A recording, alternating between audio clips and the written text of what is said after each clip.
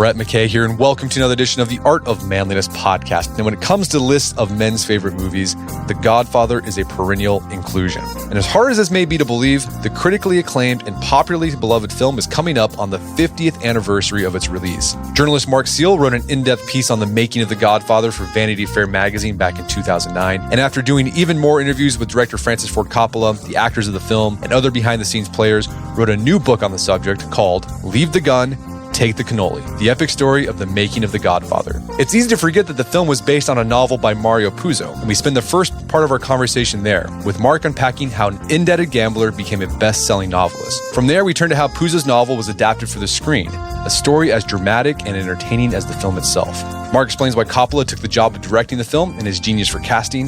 He delves into the unexpected selection of Marlon Brando to play Don Corleone and how James Caan inhabited the role of Sonny despite not being Italian-American. We get into how a real-life character named Joseph Colombo temporarily shut down production of the film in opposition to the stereotyping of Italian-Americans as mafia, despite the fact Colombo was a mob boss himself. Mark explains why Coppola considered making The Godfather the most miserable experience of his life and the X factor that ultimately made the film so good. And we end our conversation with whether a movie like The Godfather could be made today. After the show's over, check out our show notes at aom.is/Godfather.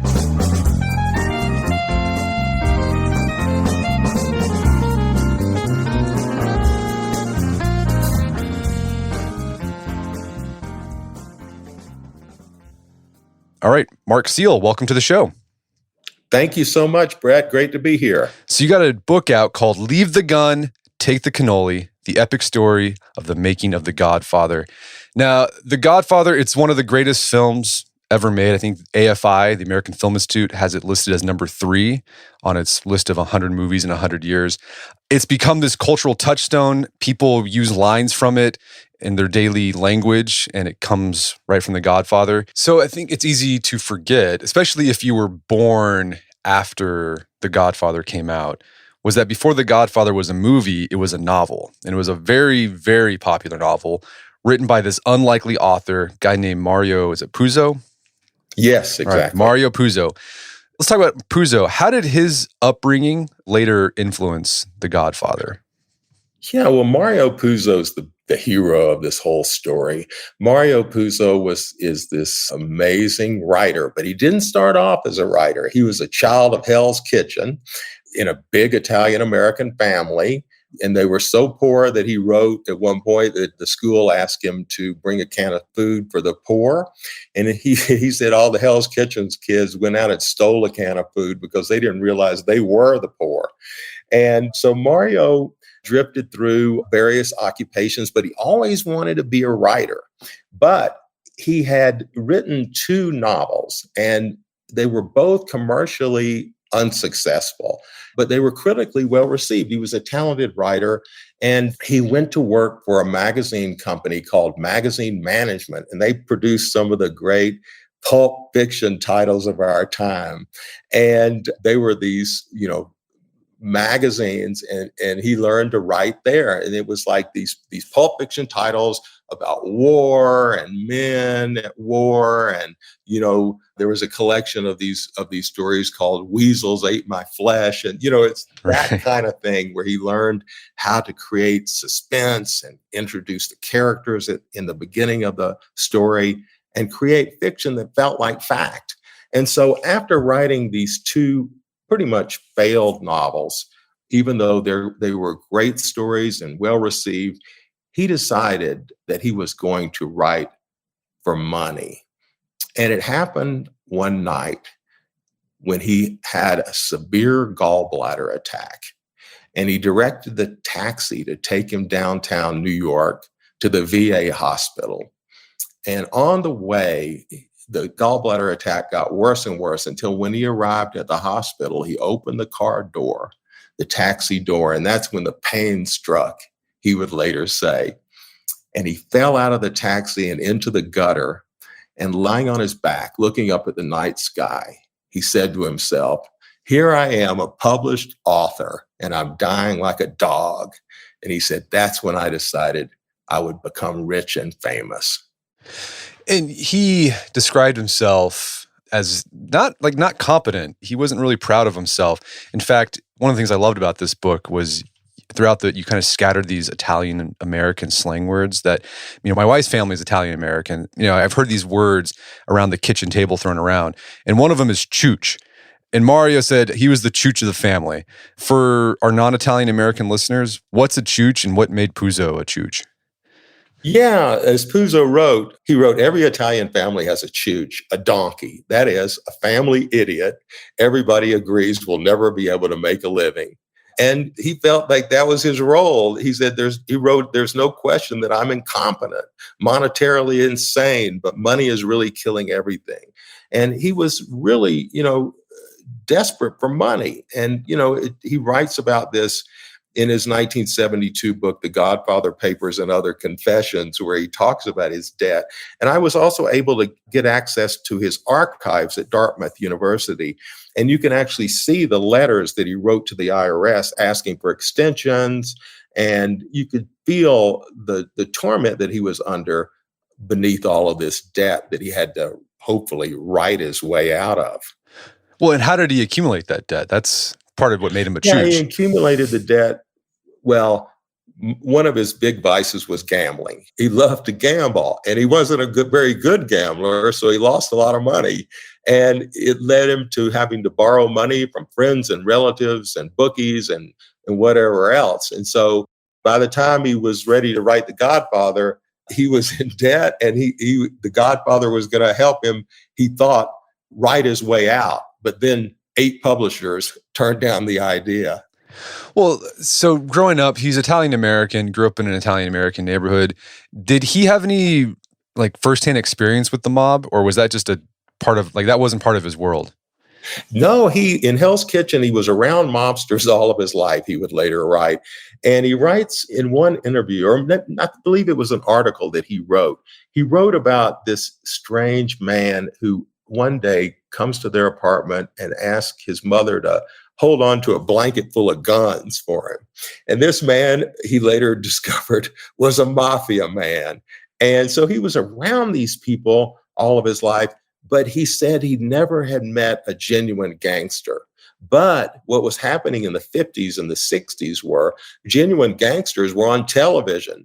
There were 2 sets of hearings, the Godfather hearings in the 50s, and then another set of hearings later on. And those hearings were nationally televised. The Godfather hearings on organized crime, which included the work of Bobby Kennedy. Those hearings were being held in 14 cities across America and nationally televised. And everybody was glued to their television sets watching these hearings, including Mario Puzo, who was on his couch in front of his television set in suburban New York like everyone else.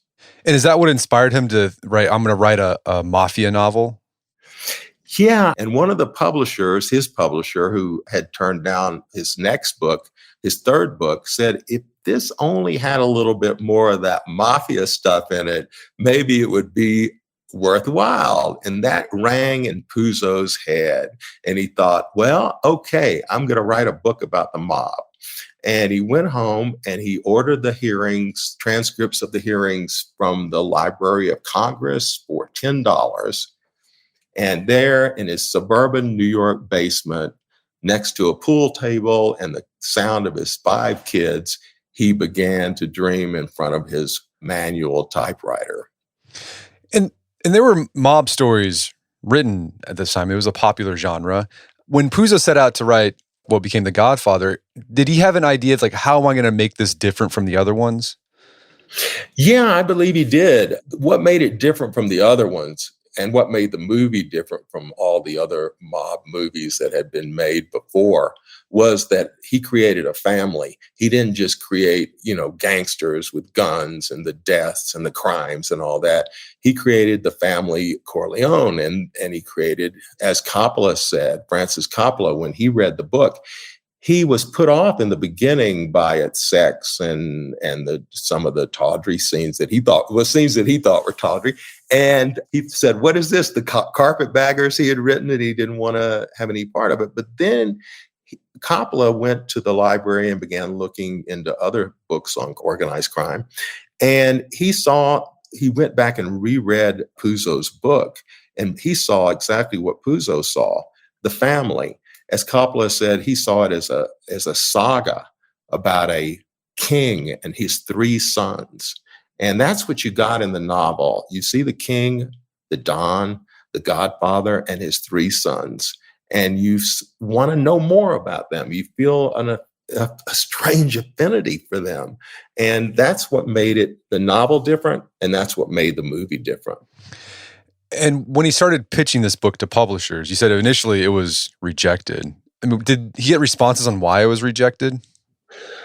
Yeah, I'm not sure. I think that he had a 10-page outline and it wasn't completely finished. And so, mainly because his previous two books had not done well. And so, Putnam and an editor named William Targ, as I write in the book, took a gamble on him. And what a gamble that turned out to be one of the best-selling novels of all time. And of course, Puzo didn't realize what he had done. And he sailed off with his family, still deep in debt. His wife had not been back to her native Germany since they had left there after the war. And Mario Puzo had promised to take her back. So he sailed, he flew off with his kids and his wife to Germany. And he didn't have any money, but he said he had a nice collection of credit cards. And of course, along the way, he hit all the casinos on the Riviera and all in London and everywhere else. And he was cashing, checks off of his American Express card. And when he got back, another 8,000 or maybe even more in debt, he called his agent, hoping she would pull a magazine story out of her hat, as she had done many times before, and buttress his failing finances, only to say that the publisher had sent the book out to a paperback house, which he had said, do not send this book out. It needs to be polished. They sent it out to a paperback house, and they had offered a record-setting $410,000 for the paperback rights alone. What's that in like today's dollars? This was in 67, 68?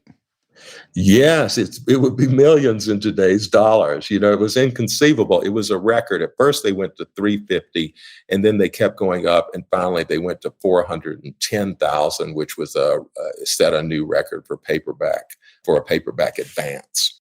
It was a juggernaut. It was a rocket ship. It was everybody just. You can't believe that he created this world, this family, these characters, these lines, that resound in the culture today. I mean, these things that he created, this world where fiction was even more mythic and more believable than fact. And one thing Puzo talks about, a lot of the lines, especially the ones that came from The Godfather, the Don Corleone, he said a lot of those lines came from his mother. Exactly. Yeah, his mother was a very strong Italian-American mother, and she kept her kids on the straight and narrow. He said that some of the best lines that were uttered by Don Corleone were first said by his mother, including, a man who doesn't spend time with his family can never be a real man. And those iconic lines his mother said first. So the novel was a smash success. It was a bestseller. What did the actual mob think of the book? Well, the actual mob, at first, they loved it. And the people that were later quoted were saying, had said things like, they saw themselves in it. They felt like, that he knew their world, that he was part of their world. There was a rumor going around that the mob had paid him to write the book, which was absolutely not true, obviously. So, it became part of their folklore up to this day. I mean, you can hear people, kissing, you can see people kissing the ring, saying those iconic lines, emulating Don Corleone or Michael or Sonny or maybe even Fredo. So, these things resounded in our culture back then and continue today, 50 years later. Yeah, I think one mobster even said that there was a scene where, I don't know which one, it was like, I think Michael might have been killing somebody. And the mobster said, the way he described it, like that's how I felt when I had my first hit. And it was like, wow, that's something. Yeah, so they told this to Jeffrey Goldberg, who was writing for the Times. the mobster in question said somebody had to be helping him because he knew about our life cold. He had the whole atmosphere, the way we talked, that wedding scene. I mean, it was so real. And then he says, the writer tells him that the author was a homebody with no mob connections. And he responds, if you say so, but remember that scene where Michael goes to whack that drug dealer and the police captain? Remember how Michael couldn't hear anything as he's walking up on them? Remember how his eyes went glassy and there was just the noise of the train in the background and how he couldn't hear them talk? That's just like I felt when I killed Joe Colucci. I mean, that's a pretty high compliment that somebody in that world actually felt that Mario Puzo, a writer, had captured that world so completely and so dramatically. Okay, so Puzo, he sells the screen rights to Paramount. This was before the book was even published, before it was a smash hit. He didn't sell it for a lot of money because he just needed money fast to pay off some gambling debts because he was a chooch. So Paramount has its hands on this thing, but it doesn't do anything with it because basically mob movies hadn't done well in the past for all the studios. But when the book was released and became the smash bestseller, they were kind of forced to make it because the public really wanted to see this book on the screen. But at the time, Paramount, they were struggling. They were floundering. They had produced a bunch of flops. They were like the 9th largest studio at the time, which is at the very bottom. So making this movie was a risk for them. And it wasn't initially clear to everyone at the studio that when The Godfather started production, that this movie was going to become this classic juggernaut. All these unlikely forces came together. Nobody thought it was going to amount to much. But all these forces, all these new actors, a young director, Francis Coppola, a producer, Al Ruddy, who had produced movies but nothing like this, it all came together in this unlikely combination of things and became a phenomenon. Well, yeah, and it was amazing how it all came together because it didn't seem like it should have come together the way it did. And so you mentioned Francis Ford Coppola. He was brought in as a screenwriter and then also a director. But there was a lot of a lot of people like, do we really want to bring this guy in here? Tell us about, I mean, now Coppola is known as one of the great directors of film in America. At the time, this is the very start of his career. How old was he and what was his status as a director in the industry at the time? Okay, so Coppola was the golden boy of young Hollywood. At UCLA, he was, hired to write and direct, and he had been the star of his class at UCLA. And he went to work with Roger Corman as an assistant, and he was on his road to greatness and glory. But then he decided that he was going to leave Hollywood. He was going to leave the commercialism of big budget pictures and create his own studio in San Francisco, American Zoetrope. And that's what he did. And he had a young assistant named George Lucas and a band of young aspiring filmmakers. And they worked out of San Francisco, and their mission was to create art, not commerce. So when he was offered the job to direct The Godfather, a movie, a big budget picture that all these other big, bankable directors had turned down because they didn't want to glorify the mafia or all of these other reasons, he didn't want to do it because, he didn't want to, he felt like mob movies were over. The audience had moved past all of that, he said. But then George Lucas told him something, Francis, the sheriff's at the door. We have no money. You have to do this for the money, and then we can make the movies we want to make. And so that's when he went back and read the book again. And that's when he had the idea of the king and his 3 sons.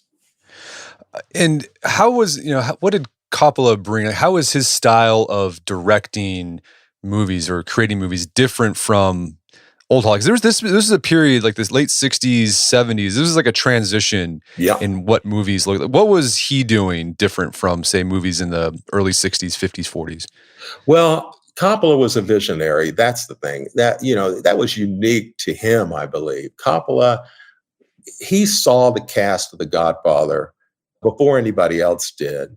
And after taking the job, he flew down to Los Angeles, where Al Ruddy picked him up, the producer Al Ruddy, And he had to convince, the Paramount brass that he was the right director for the job. And Al Ruddy said he got up on the table and just gave this impassioned speech. And Walter Murch said it was like a Jedi mind trick when Coppola starts talking. People are just enthralled and swept up in it. And so what he brought to it was a vision. He saw the cast of The Godfather, as I said, before everybody else did, and he brought them to San Francisco for homemade screen tests. He saw Al Pacino as Michael. Sonny would be played by James Caan. He saw Diane Keaton as Kay, and he saw Robert Duvall as Tom Hagen. And he brought them all to San Francisco. His wife cut their hair, and they did these homemade screen tests, which he sent down to Paramount. And nobody liked them. Everybody thought, who are these people? They were all unknowns. And so they forced him to go into this very intensive screen test mode where the list of actors who tested for each role ran down the page after page after page. And I think it cost $410,000 or something like that for a screen test. And after much fighting and battling and controversy, Coppola eventually got the cast that he first envisioned and tested in San Francisco. We're going to take a quick break for a word from our sponsors. And now back to the show. Okay, so a lot of the actors were unknowns. Like Al Pacino was an unknown at the time. Right. But the big get, like The Godfather, is Marlon Brando. That almost didn't happen. How did Marlon Brando end up playing The Godfather? Yeah, so this is one of the classic stories of The Godfather. Marlon Brando, everyone thought he was washed up at 47.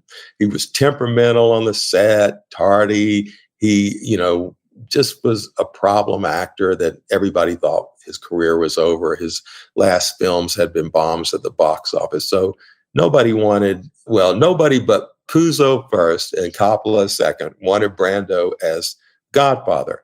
For a while, Puzo was writing the script on his own before the arrival of Francis Coppola as director and co-screenwriter. And so Puzo had written a letter to Marlon Brando, and he had listed it as his return address. He had scrawled across the letter, North Carolina Fat Farm. That's where he was in residence when he wrote this letter. And he wrote, Dear Mr. Brando, I wrote a book called The Godfather, which is met with some success, he wrote very modestly. And he also wrote him that you're the only actor who can play the role of Don Corleone with the quiet intensity that the role requires, or something like that.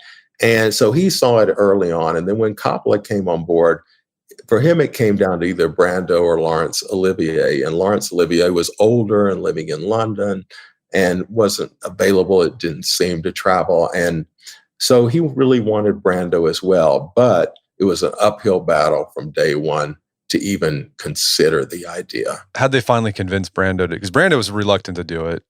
Brando was reluctant to take the role. He didn't want, in the beginning, he said, I don't want to glorify the mafia. But then when he heard about Laurence Olivier being in contention, suddenly he was interested. The competition aspect of it apparently spurred him forward. So the studio agreed, the president of the studio finally agreed that Marlon Brando could be considered for the role if he would do a screen test, do the role for very little money, and there were a few other aspects that he had to agree upon. But so Coppola and his cinematographer, Hiro Narita, and a few other people didn't tell Brando it would be a screen test, of course, because he would never have agreed to that. He said it would be a makeup test. And they went up to his house one morning on around 7 a.m. on Mulholland Drive, where Brando lived. And Brando came out, he was 47, in a kimono and his hair in a ponytail. He was still young, 47, and he looked young. But in that living room, a miracle happened. He pulled back his hair. He put shoe polish on his upper lip to emulate a mustache. And he put Kleenex in his cheeks. He said, I want to talk like a bulldog and look like a bulldog. And with the cameras rolling, he became Don Corleone in front of everyone's eyes. And everyone was just astounded to see this 47-year-old man transform himself in his living room into the 60-year-old mafia Don. And everyone was floored. Nobody could say a word. They were speechless. And so Coppola took the tape directly to Charlie Bluedorn in New York at his company Gulf and Western, where he looks at the screen and he says, "Oh no, I don't want that guy," meaning Brando. And then he sees this transformation and he goes, "Wow, that's terrific." And that was what everyone said. They couldn't believe that Brando had done this transformation that was so astounding. And the interesting thing about that tape, it disappeared from, nobody knows where it is today. It was like a treasure in a shipwreck, or like Hemingway's letters that were lost on the train in Paris. Nobody knows what happened to that amazing piece of footage that won Marlon Brando the role as Don Corleone. Something that made The Godfather feel authentic was there were a lot of Italian Americans cast in it. Were there actual mobsters in the movie, like mafia guys, made men in the movie? Yeah, we believe so. Now, I can't say exactly who was made and who was not. I'm not sure. But the wedding scene alone had 750 extras or thereabouts, and some of the men had connections that you can read about in the book. And so, yes, it has that authentic flavor because some of the men in real life were, if not in the movie, they were at least watching from the sidelines, including one of the main leaders of the mob back then, Carlos Gambino, who was said to have been around the corner during the shooting scene of the Don on the streets of Little Italy and came over to watch the filmmakers shoot that scene. So the real, as was written back in the day by Nick Pileggi of the New York Times, the real Godfather watches the Godfather on the streets of New York City. So Brando wasn't Italian American, but he's a great actor. So he's able to really bring that, create the character of the Don. Another character wasn't Italian American, but you wouldn't know it if you watched the movie. Was James Caan. He's I guess he's German Jewish, like his family were Jews from Germany. But he nailed the character of Sonny. Yeah, so how was he able to do that? What was his upbringing like that prepared him for the role? So James Caan was raised in Sunnyside, Queens. And he said he grew up around these people. He was the son of a meat merchant who became, of course, an actor. And he said, not too many dancers, singers, and actors come from my neighborhood, but a lot of bartenders and mailmen and thieves. And so he came to know a lot of these men, and he was able to watch them and emulate them. And he watched them, how they, toast each other and how they, kind of like, are affectionate toward each other. And he was able to just bring that role to his part where when you look at James Caan as Sonny, you feel like he's 7 feet tall, as Puzo described him, this bull. And he just inhabits that role so completely that you can't imagine any other actor playing that iconic role of Sonny. So much so that he later said, people would approach him in restaurants and bars and, believing that he really was Sonny. So he really inhabited it completely. Yeah, there's one scene where you really see that is at the wedding where he bumps into the photographer and he takes the camera away from the photographer and then slams it on the ground. And Ken says he's like, one thing he saw as a kid growing up is like, after you did something mean, like he just threw the money.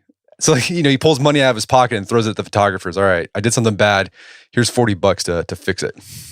That's right. And he said, Clemenza, who was played by the great Richard Castellano, was standing behind him thinking, oh my gosh, what's going on? It was totally ad-libbed, he said. Anyway, he was so great. And he was so great to speak with, both back in 2008 when I did the story, and then later for the book. He was just so forthcoming and just a wonderful human being. Hey, the other one that stuck out to me was the scene where he beats up his brother-in-law for beating up his sister. Yes, the great Gianni Russo, who played Carlo. That was his first role, and he's so believable as Carlo. This and the way that fight that they had in the alley on the street there, where Caan gets him with the trash can lid, and it's just so believable, that scene, where Carlo's standing there, and all of a sudden Sonny comes roaring out of that car, and what happens next is just wild. Yeah, he improvised and brought in a sawed off broomstick, and Russo That's didn't know this. right. He didn't know this was going to happen, and everyone was like, "What are you doing?" And Con's like, "No, don't worry. This is an attitude adjuster." And I laughed That's at what that. he called. I laughed at that because my wife's grandmother, she had an attitude adjuster growing up. She had it hanging on the wall. Oh, she did. That's great. Yeah, he says, Con said, it's one of those big industrial brooms that they cut this part of it off. Can you saw off the end of the handle? He said it's called an attitude adjuster. And the prop master says, "Where's that in the script?" And Con said, "Nowhere." And he said, "Just put it in my car." And that was totally on the spur. Con said Francis didn't know it was coming. He didn't plan it. He just rehearsed the scene. And there was that bat that he threw. All right. So there were maybe some mobsters in the film, but then the mob connection got really explicit when they started filming.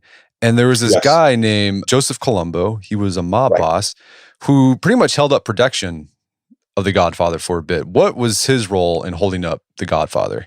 So Joe Colombo founded the Italian American Civil Rights League, and its mission was to stop the stereotyping of Italian Americans in popular culture.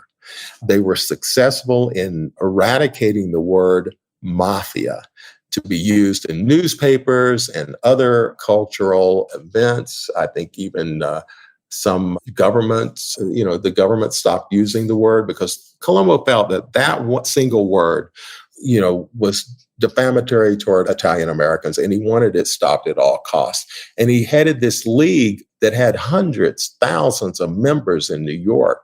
And so suddenly The Godfather became public enemy number one because it was a movie about the one thing that he was against, the portrayal of the mafia in popular culture. And so, he led a campaign against it. And suddenly the locations dried up in New York City. The truck drivers threatened to not, work on the film, stopping the movie in its tracks. And finally, Colombo agreed to meet with Ruddy and talk about the script. Ruddy said, "I'll show you the script. You come to the office tomorrow and we'll take a look and see what you think." And he only wanted one word taken out. The word mafia is what had been reported, that he only wanted the word mafia to not be used in the film. And Ruddy knew that it had only been used one time in the film, where Jack Woltz talks to Tom Hagen at the studio where he uses the word mafia, and that word was deleted, and it was an easy deletion for a world of cooperation. Suddenly, the streets of New York were open, the locations were available, the drivers were working, and some of the men in the real life mob, it was said, wanted to be part of the picture. But the ironic thing is that he didn't like the word mafia, but he was actually a part of the organized crime. That's what had been said. Yeah, it was said that he was the youngest boss of one of the 5 families of New York. That's what was reported. And he always denied that there was even a mafia. He said, "Am I the head of the family? Yeah, my family, my wife and children, and yeah, that's my family." And I think he ended up a year later getting shot. Correct? Yes, that was another instance of real life imitating art. And so during the filming of The Godfather, Joe Colombo was to speak before the league in Columbus Circle, and he was shot. Ended up dying, I think, 7 years later. But it was amazing how real life was happening right there in the streets of New York while they were filming the fictional movie The Godfather at the same time. So Coppola, reminiscing about making The Godfather, he said it was the most miserable experience of his life. I mean, this is the guy who directed Apocalypse Now, where he's out in the jungles, making that film, which would seem pretty miserable. What made The Godfather so miserable for him? Well, he said that it was the most miserable. It was the most, even more than Apocalypse Now, because it was his first big studio picture. Apocalypse Now had its own sense of madness in the Philippines. It was a pretty intense set in itself. But what was happening on The Godfather, he had to deal with insurrection among his crew. Some people wanted him fired from the movie. He felt that he was going to be fired every day. There was a difference of opinion with his cinematographer. He had a studio kind of a minder, someone who was there to watch every cent that was spent, breathing down his neck, questioning his every move. He was living in a cramped New York apartment that was filled with, his wife and kids. And so it was just a pressure cooker of a set. And that's why, Peter Bart later wrote that this is why, how this masterpiece was made, because everybody thought they were going to be fired at any minute, including Al Pacino. So they wanted to get their best work down before they could get the axe.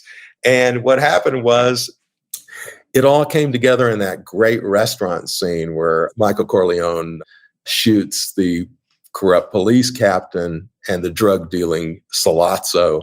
And that was the scene where everything came together, and there was no question that this movie was going forward, and with this cast and this director.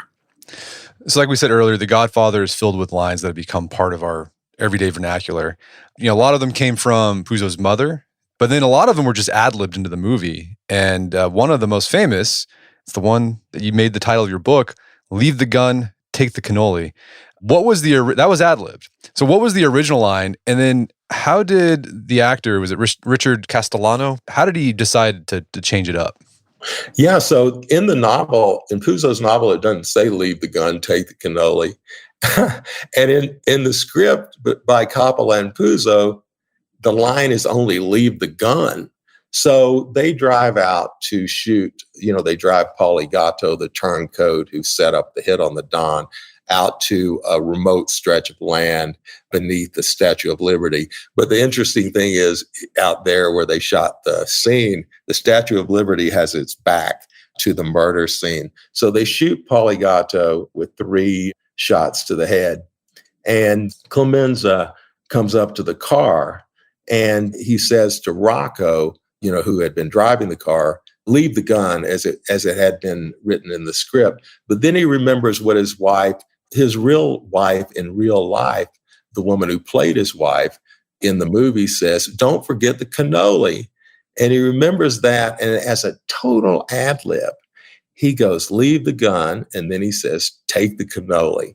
And he grabs the cannoli box in his, as I wrote, in his fat hands by the strings, and then they walk away. And then it became this iconic line, this total ad lib by Richard Castellano that hadn't been expected, and nobody, said much at the time when he said it. But later it became one of the greatest lines. I think it's one of the most famous lines of all time, and it was a total ad lib on the spur by Richard Castellano as Clemenza. And you argue that this line, that ad lib, it really gets at the heart of what The Godfather is about. Yeah, because it is about guns, but it's more about the family, the cannoli, the bringing things home, the wife who tells him, that what she tells him from the doorstep that day. And so I thought it just, it sums up everything, and it just kind of gets to the heart of what made this movie magic. And that's that you feel for these characters, you feel for these men that you really shouldn't feel for, but they pull this magic trick, where you actually have sympathy for them. And I think that's the magic of The Godfather. So this movie took forever to make. It went over budget on both on money and time, but finally got released. What was the popular and critical response to the film? It was huge. It was a phenomenon. The premiere was March 14th. And it began being shown in theaters soon after.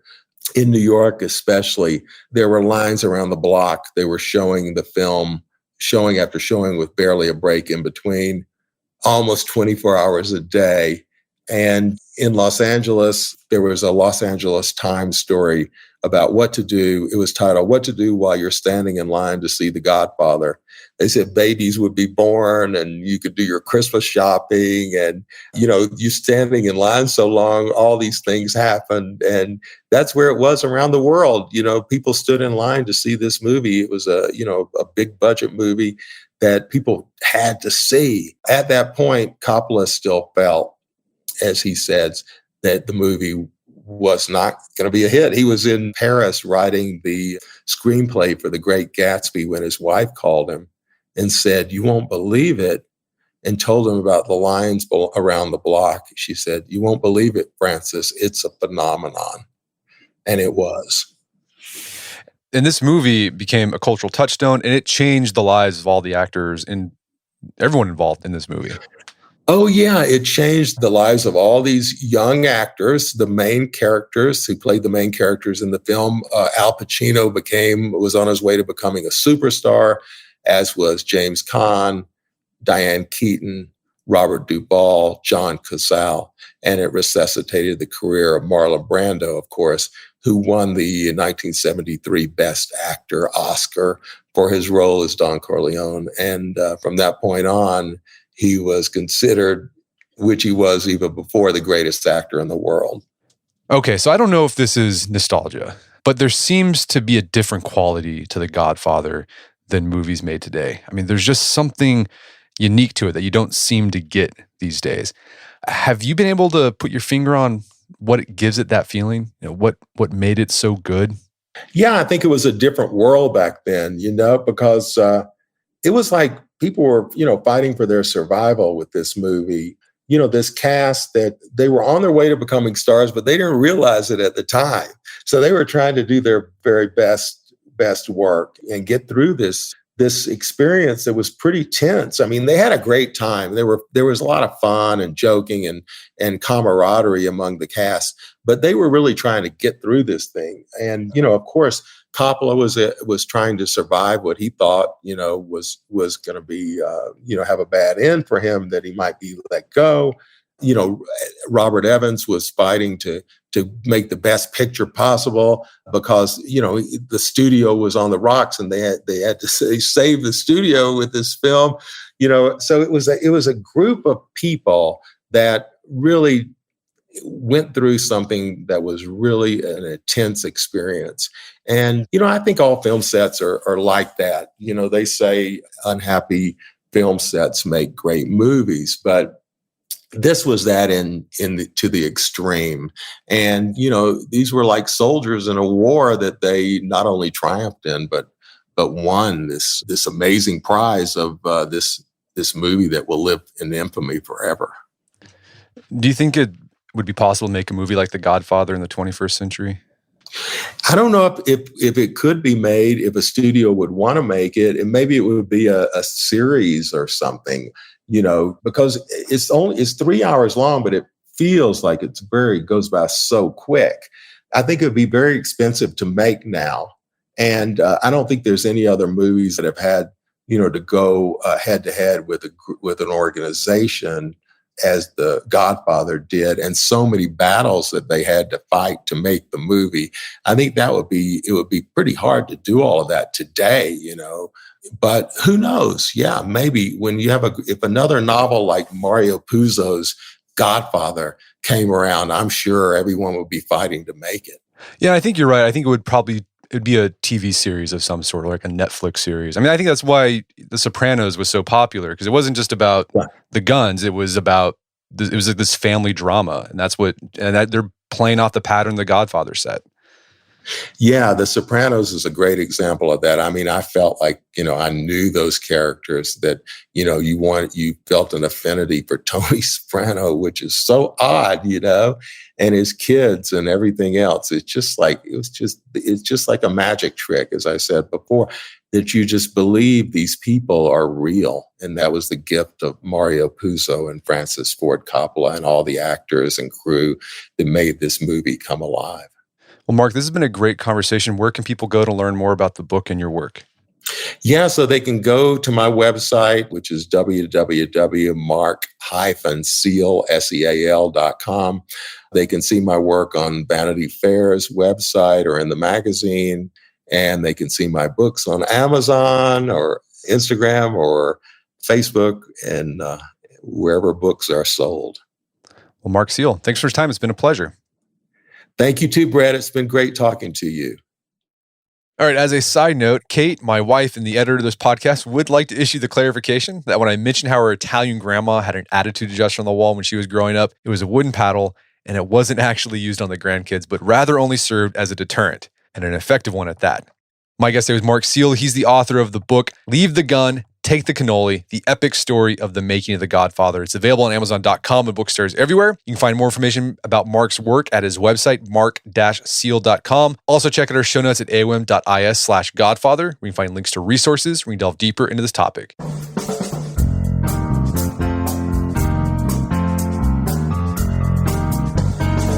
Well, that wraps up another edition of the AOM podcast. Make sure to check out our website at artofmanliness.com, where you can find our podcast archives, as well as thousands of articles that we've written over the years about pretty much anything you think of. And if you'd like to enjoy ad-free episodes of the AOM podcast, you can do so on Stitcher Premium. Head over to stitcherpremium.com, sign up, use code manliness at checkout for a free month trial. Once you're signed up, download the Stitcher app on Android or iOS, and you can start enjoying ad-free episodes of the AOM podcast. And if you haven't done so already, I'd appreciate if you take 1 minute to give us a review on Apple Podcasts or Stitcher. It helps out a lot. And if you've done that already, thank you. Please consider sharing the show with a friend or family member who you'd think we get something out of it. As always, thank you for the continued support. Until next time, it's Brett McKay, reminding you to only listen to the AOM podcast, but put what you've heard into action.